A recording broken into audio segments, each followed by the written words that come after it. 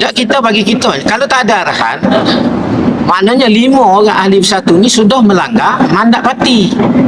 Bagaimana dia boleh buat benda yang tak ada arahan daripada parti? Betul. Tak, segi logiknya. Jadi sepatutnya sebagai seorang presiden, dia kena concern dengan isu ni.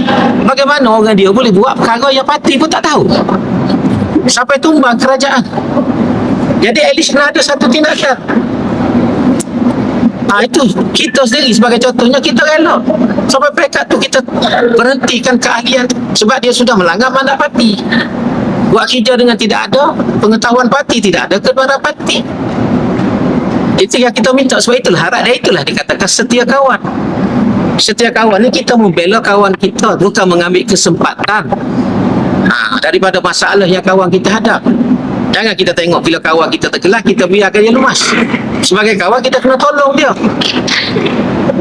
Nampak tak? Okey, kemas. Komen sikit berkenaan dan pelantikan daripada DAP untuk wilayah. Panjang ada cerita. Saya ada komen dalam Facebook saya. Kalau boleh faham, lulus jarum, lulus kelindan. Dah lah. Okey. Itulah komen saya kepada kabinet baru Perdana Menteri. Cuma dia tak faham, walaupun dia mengaji sastra, dia tak faham komen saya.